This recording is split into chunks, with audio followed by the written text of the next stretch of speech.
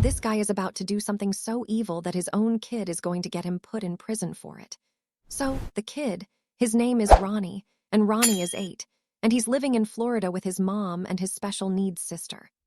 And Ronnie, he wants what all 8-year-olds want, a stable home life with a good family. And his mom tries really hard to give that to him and his sister. However, there's a problem: his dad. Now, his dad is this guy, O'Neal. And O'Neal, he's just not a good dude.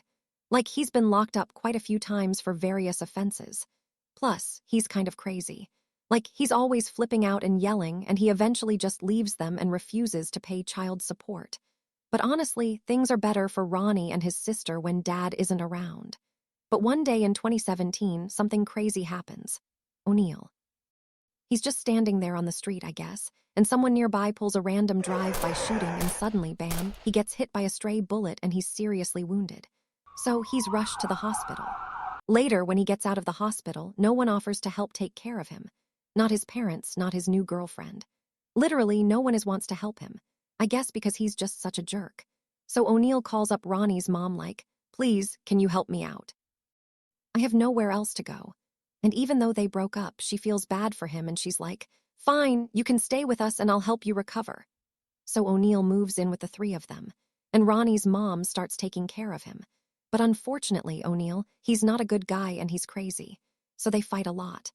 And one day in 2018, things get really bad because they get into an argument over who even knows what. And O'Neal flips out and he goes into rage, and suddenly he just snaps and he grabs a shotgun and he starts running around the house chasing Ronnie's mom. And from here, things get really dark really fast because O'Neal unfortunately murders Ronnie's mom. And then he murders his own daughter, Ronnie's sister. And he does all this right in front of Ronnie. Then he decides to go after Ronnie himself. Like, suddenly he grabs a knife and boom, he stabs him. And then he stabs him again and again and again. Then he gets a gasoline can and he pours gas everywhere in the house, including on Ronnie. Then he lights a match and he sets the whole place on fire, and the whole house just goes up in flames. And pretty quickly, police arrive and they surround the place and they see the fire inside the house. Right then, the garage door opens and O'Neal just casually walks outside toward the police, and the police are like, "Get on the ground." But O'Neal doesn't listen. So they tase his ass, and that makes him listen. And bam, police arrest him. Here's his mug shot.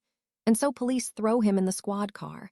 But then they see a silhouette stumbling out of the house, and it's Ronnie, and he's injured, but he's alive. So they rush him to the hospital and he's in critical condition, and he's not expected to survive. But eventually he does start to get better to the point where he can have visitors and stuff. Now, while he's in the hospital, he gets visited by one of the detectives working on the scene. This guy, Detective Mike. And one day, while Detective Mike is visiting, as he's leaving, Ronnie grabs his hand and he asks him to stay and watch a movie with him. And Detective Mike does. And so it's really nice that Ronnie, he's found someone to spend a little time with him.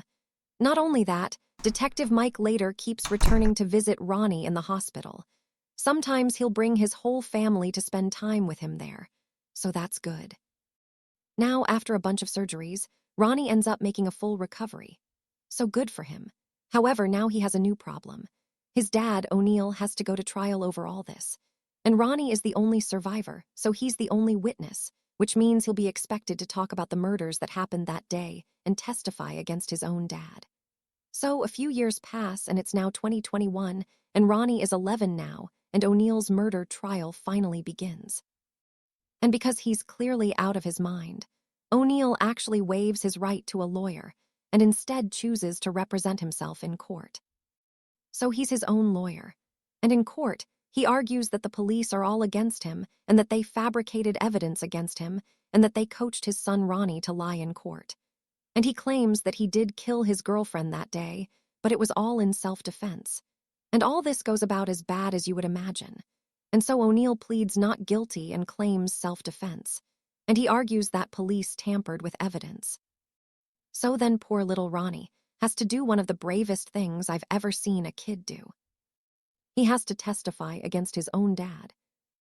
And because O'Neal is acting as his own attorney, he's the one who gets to cross-examine Ronnie. So he's the one asking him questions. And this is the first time they've spoken since he attacked him. So Ronnie does the right thing and the scary thing, and he tells the court all about what happened that day. And of course, his testimony is enough to put O'Neal in prison for life. I mean, it's double murder, attempted murder, arson, all kinds of stuff. So now that Ronnie has said the words that could get O'Neal locked up for life, does O'Neal finally take accountability, show remorse, maybe apologize for his crimes? No, of course he doesn't. In fact, at the end of the trial, he very directly says that he's not sorry. And so, anyway, ultimately, the jury believes Ronnie, and with the help of his testimony, O'Neal gets convicted. So Ronnie's bravery gave his mother and sister the justice that they deserved. But now the question is, what's going to happen to little Ronnie? Remember, all he wanted was what all kids want, like a stable home life with a good family. But all in the same day, he lost his mom, his sister, and his place to live. And since then, back in 2018, he was taken into state custody. And from there, he bounced around from place to place living in foster care. But it's about a year later that something pretty incredible happens. Remember Detective Mike, the cop who worked on Ronnie's case and visited him in the hospital. Well, one day, Detective Mike gets a call from a social worker, one who had been working on Ronnie's case.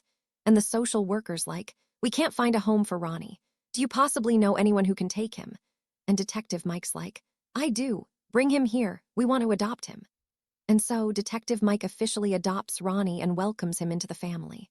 Ronnie gets a home and the stable family life that he has always wanted.